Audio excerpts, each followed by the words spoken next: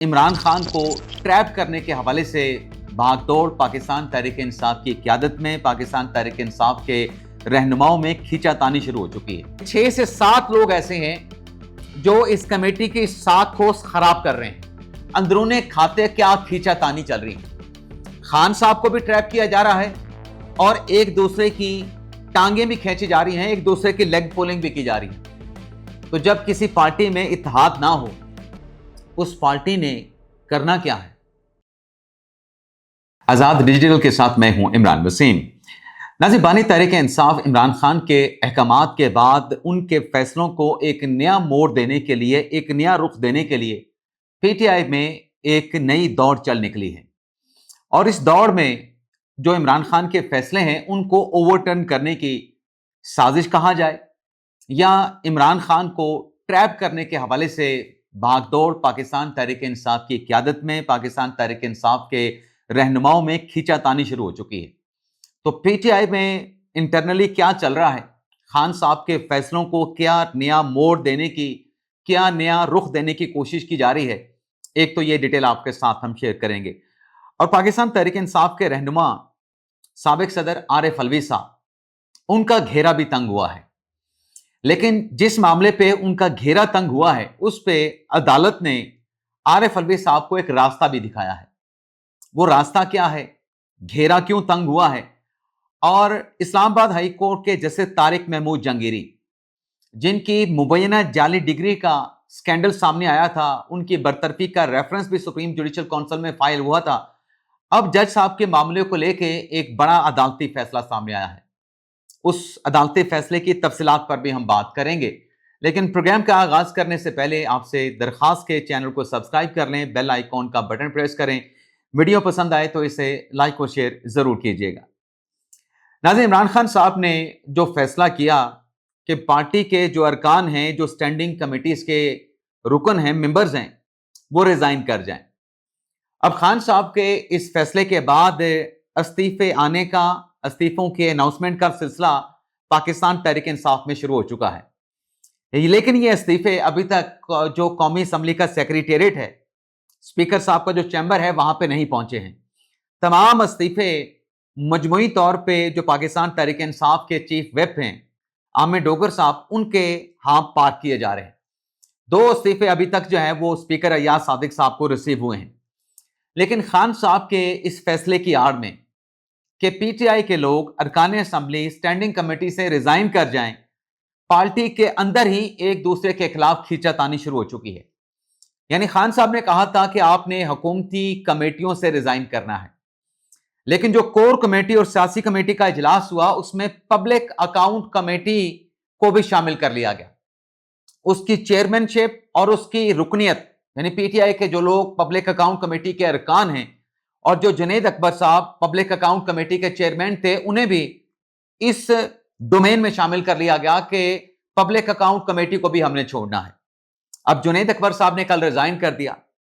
इमरान खान साहब का हुक्म यह है, यानी इतना सख्त हुक्म इमरान खान ने दिया है कि पार्टी के इंटरनल मामलात अगर आप पब्लिकली सामने लेके आएंगे, पार्टी के लोग मीडिया पे आके अपने ही पार्टी के फैसलों पे तनकीद करेंगे, उस पर लबकुशाई करेंगे, तो फिर उस बंदे को पार्टी से निकाल दिया जाएगा। अब जुनैद अकबर साहब का नाम, जो पब्लिक अकाउंट कमेटी के चेयरमैन हैं और पब्लिक अकाउंट कमेटी के पीटीआई के जो अरकान हैं, उन्हें भी इस डोमेन में शामिल कर लिया गया कि आप भी रिजाइन करें। तो जुनैद अकबर साहब पब्लिक डोमेन में आ गए। उनकी तरफ से आके सियासी कमेटी को, कोर कमेटी को टारगेट किया गया कि 6 से 7 लोग ऐसे हैं जो इस कमेटी की साख को खराब कर रहे हैं। और उसमें उन्होंने बैरिस्टर गौर साहब का नाम भी लिया कि मुझे बैरिस्टर गौर साहब के जो फैसले हैं, जो बयानात हैं, उस पर अफसोस है। अब पीटीआई से बताया यह जा रहा है जराये के मुताबिक कि बैरिस्टर गौर साहब भी चेयरमैन पब्लिक अकाउंट कमेटी के बनने की दौड़ में शामिल हैं। आमिर डोगर साहब भी शामिल हैं, जैसे अपोजिशन की दौड़ में लोग शामिल थे। तो पीटीआई के अंदर आप ये अंदाजा कर लें कि खान साहब के फैसलों का रुख मोड़ने के लिए अंदरूने खाते क्या खींचातानी चल रही है। खान साहब को भी ट्रैप किया जा रहा है और एक दूसरे की टांगें भी खींची जा रही हैं, एक दूसरे की लेग पुलिंग भी की जा रही है। तो जब किसी पार्टी में इत्तेहाद ना हो, उस पार्टी ने کرنا کیا ہے. اور جس پارٹی کے پاس، قیادت کے پاس فیصلوں کا اختیار نہ ہو وہ کٹ پتلی ہے. اب فیصلے عمران خان صاحب کرتے ہیں اور خان صاحب نے پوری قیادت کو ڈسکریڈٹ کر دیا ہے، اور پارٹی کے لوگ جو ہیں وہ عہدوں کے لیے لابنگ کر رہے ہیں. کوئی چیئرمین پبلک اکاؤنٹ کمیٹی بننا چاہتا ہے، کوئی اپوزیشن لیڈر بننا چاہتا ہے، کوئی سینٹ میں اپوزیشن لیڈر بننا چاہتا ہے، کوئی پارلیمانی لیڈر بننا چاہتا ہے. جب ہر شخص کی اپنی خواہش ہوگی اور وہ خان صاحب کے فیصلوں کو لے کے اپنی تعویلیں، اپنے اس پہ منصوبے بنائے گا، تو پھر انجام کیا ہوگا یہ آپ مجھ سے بہتر جانتے ہیں.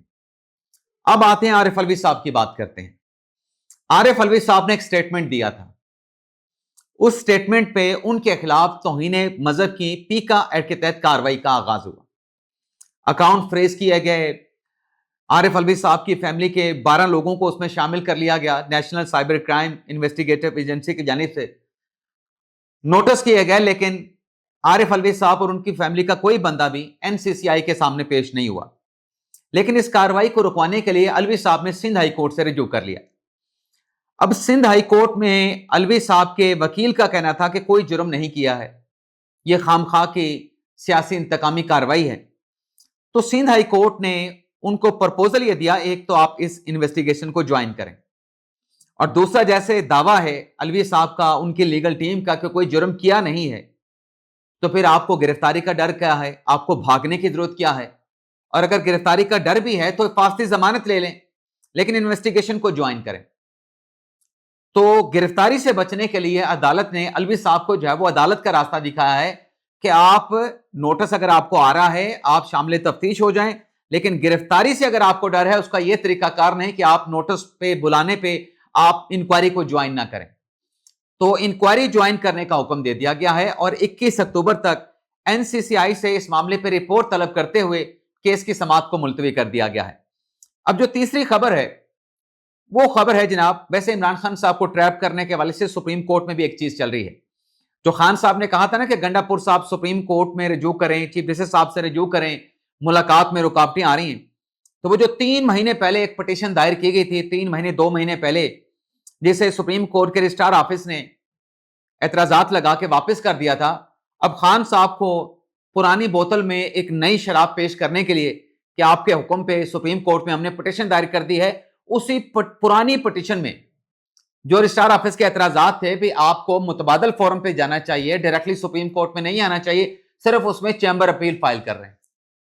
اور چیمبر اپیل کے جو فیصلے ہوتے ہیں وہ 99% جو ہے وہ پٹیشنر کے خلاف آتے ہیں، جو رجسٹرار آفس کے اعتراضات ہوتے ہیں وہ برقرار رہتے ہیں. لیکن خان صاحب کو یہاں پہ بھی ٹریپ کیا جا رہا ہے. خان صاحب کو سیٹسفائیڈ کرنے کے لیے، ماموں بنانے کے لیے، چونا لگانے کے لیے خان صاحب کو بتا دیا جائے گا کہ ہم نے سپریم کورٹ میں پٹیشن دائر کر دی.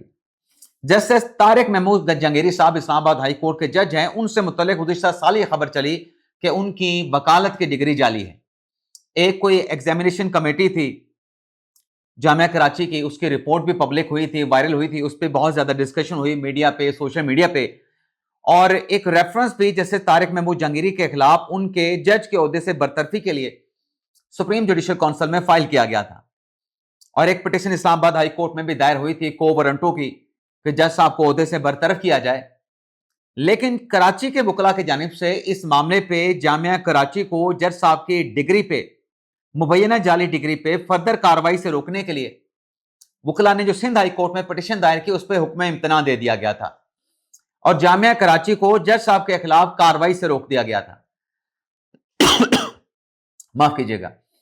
تو یہ جو 1 سال سے پینڈنگ پڑا جو کیس تھا، جس میں کراچی یونیورسٹی کو فردر کسی قسم کا ایڈورس ایکشن لینے سے روکا گیا تھا جج صاحب کی ڈگری کے حوالے سے، اس میں ڈیولپمنٹ یہ ہوئی ہے کہ جامعہ کراچی نے ایک فوری سماعت کی درخواست سندھ ہائی کورٹ میں دائر کی ہے. سندھ ہائی کورٹ کے جسٹس عدنان اقبال صاحب نے اس کیس کی جب سماعت کی تو وہاں پہ کراچی یونیورسٹی کی طرف سے سرمد ہانی صاحب پیش ہوئے.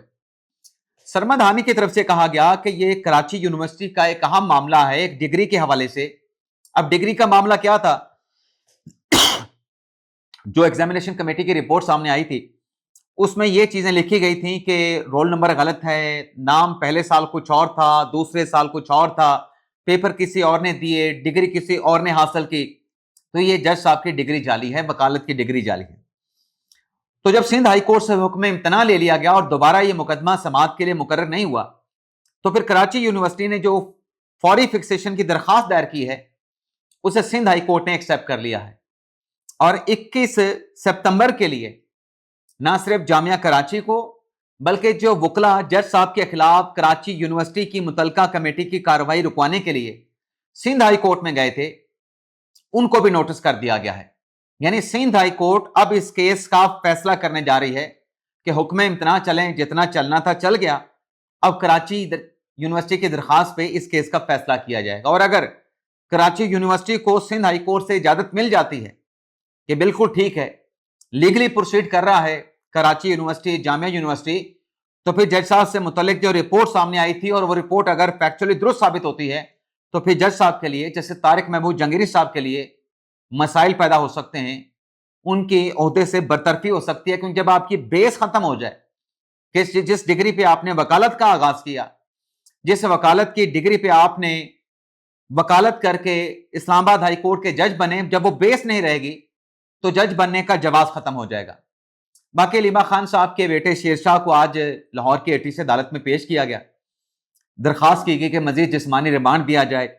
ڈنڈا جو ہے ان سے برآمد کر لیا گیا ہے، لیکن عدالت نے، جو انسداد دہشت گردی کی لاہور کی عدالت تھی، انہوں نے جسمانی ریمانڈ کی درخواست کو مسترد کر دیا اور جو بیٹے ہیں علیمہ خان کے شیر شاہ، انہیں جوڈیشل کر دیا گیا ہے، جوڈیشل ریمانڈ پہ جیل بھجوا دیا گیا ہے. اب جیسے سلمان اکمل رضا صاحب بتا رہے تھے کہ 1 سے 2 روز میں جو شیر شاہ ہیں ان کی ضمانت کے لیے جو ہے وہ پٹیشن جو ہے وہ عدالت میں دائر کر دی جائے گی. تو یہ ناظرین آج کا ہمارا ویڈیو لاگ. آپ سے اجازت چاہتے ہیں. اللہ تعالیٰ ہم سب کا حامی ناصر ہو. دعا میں یاد رکھیے گا. اللہ حافظ.